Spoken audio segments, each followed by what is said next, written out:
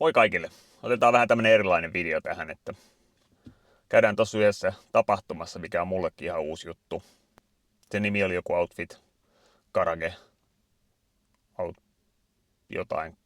Outlander Karage. Mä laitan tuohon ruutuun sen, mikä se oli. Se on vissiin järjestetty viime vuonna jo kerran ja nyt yhteistyössä VM Karting Centerin kanssa niin järjestää VM Karting Centerillä niin sen tapahtuman. Siellä on varmaan ideana oikeastaan vaan se, että siellä on autoja esillä ja hienoja autoja esillä. Ja mä en ihan tarkkaan tiedä, se oli vähän niin kuin mainostettu Porsche-tapahtumana, että mä oletan, että siellä on Porscheja, mutta siellä on varmaan paljon muutakin. Autolla on kaikkea yhtenäistä ja mun mielestä on ihan kiva, että erilaisia autoja tuodaan noihin tapahtumiin, eikä vaan yksittäisiä. Niin lähdetään vähän katsoa, että mitä autoja siellä on.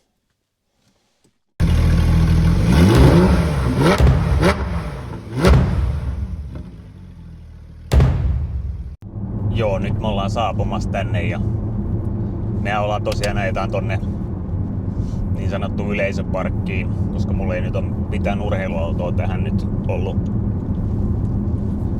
tarjota, niin se on tänään yleisöparkin paikka.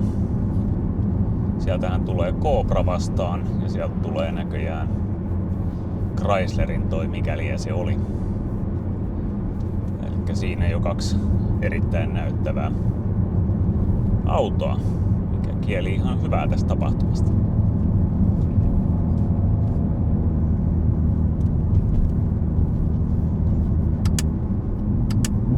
Kuunnellaan vähän lintujen laulua.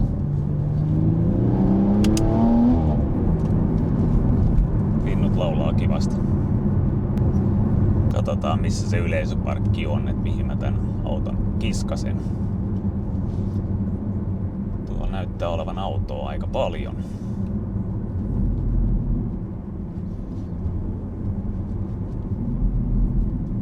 On siellä tyhjääkin vielä, mä en oikein tiedä mihin kategoriaan tää auto nyt oikein kuuluisi.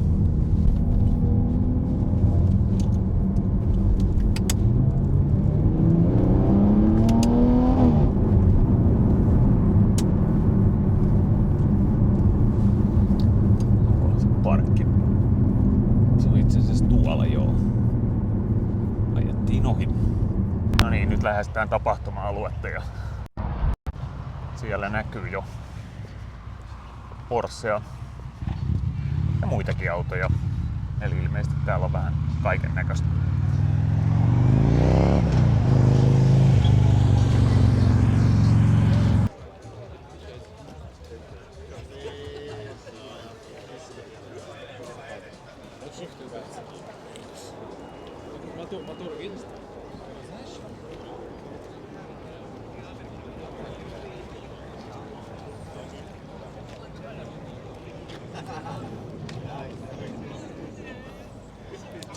Hienon värinen turva.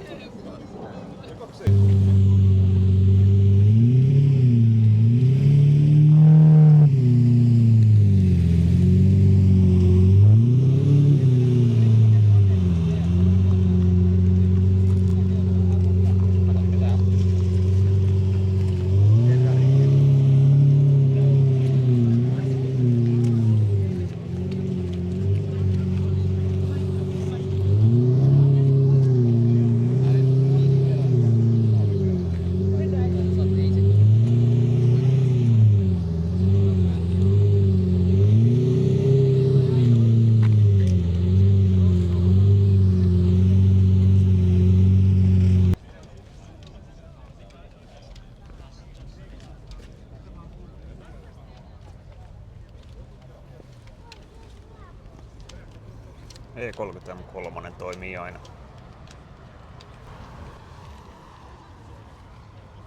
Ja vähän klassikkoa. Ne on aina hienoja.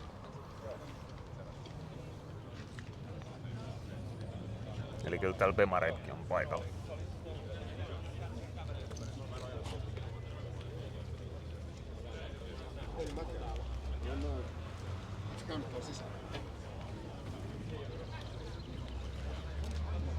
On siinä 996, 997, 1, lisää 997. avona ja umpinaisena. Porsche on tuonut tänne 992. Onko tää nyt GTS? Ei, tää on Carrera S. Ja sitten vähän sähköäkin kehin. Mersu-osasto.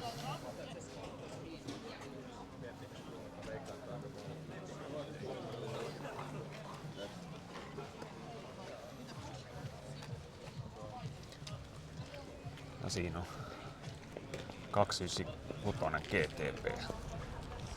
Se on tuotu tänne vähän niin kuin näytille lavetilla.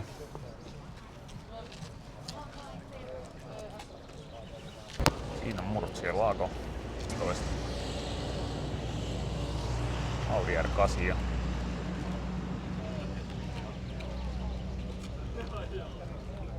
Fefe toinen Murci. Ja Supra.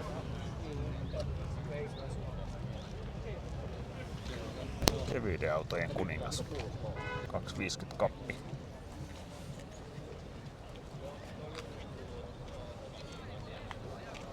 Se on täysin vastasta jotain, mitä nykysähköautot edustaa.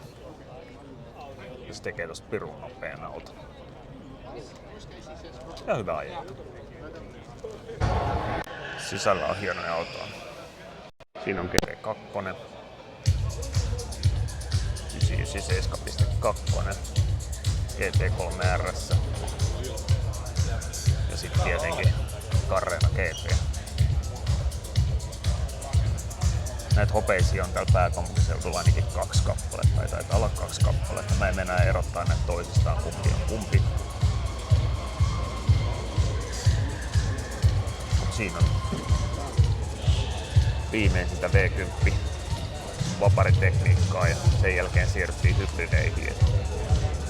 Tää oli niinku Enzon kanssa samaa ikäluokkaa. Laulaa korkealle, aivan sairaan kaunis ääni. Ja siinä on auto, joka ei laske arvoa.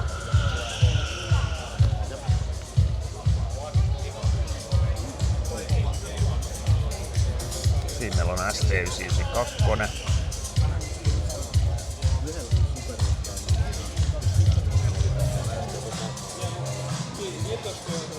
Ja Harrekkarikin on sen mukana. Ja sit siinä on GT3 RS. Ja toi vanhempi Porsche 80-luvulla. Turbo 965. Tai Fitte Foresterilla olla tollanen. En oo kattonut kauniita rohkeita, mutta ainakaan myöhemmin. Sillä oli kuitenkin tollanen.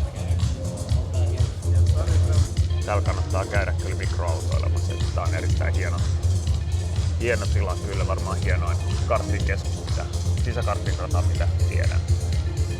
Ja hyvät autot, ne oli viimeksi ainakin, mä en oo ajanut tässä 2-kerroksisessa, mutta siinä 1 kerroksen on ajanut niillä uusilla sähkökarteilla ja täytyy sanoa, että siinä oli oma viehätyksensä siinä, että kartingauton ääni ei ole kauhean kaunis, että sitä kärryä ei sinänsä tässä kohtaa nyt kaipaa eikä sitä ääntä. Tässä nämä toimii sähköisenä oikein hyvin. Kannattaa tulla kuvaa, vaikka en painostakaan VM Karting Centeriin mitenkään.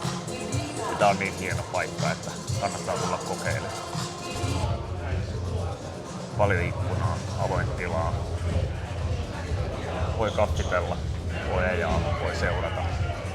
Nämä on todella nykyaikaista tilaa. Sitten katsotaan, mitä täällä sivuparkiksella on. Eli e-tron GT ja Taycan Turbo S, jotka on siis sama auto. Mitenköhän niiden jäädytin puhaltimet oikein voi. Tässä kun mun ehdottaa ennakoivaa vaihtoa, niin. Sitten siellä on Keimania 996 Turbo, Hyundai Ioniq. Ja mitä se tossa tekee? Järin kaunis auto. Mazda MX-5 sentään edustaa urheiluautoa. Vähän perhevagonia ja 996 turboa ja 997. Tää olla perus 997, vaikka tuossa on kyllä noin putket, mutta en tiedä. Täällä on sitten lisää possua. Siinä on näköjään 970 Panamerakin. Kai se 971 tänne olisi istunut. Mun mielestä se ei ole urheiluauto, niin 928. 370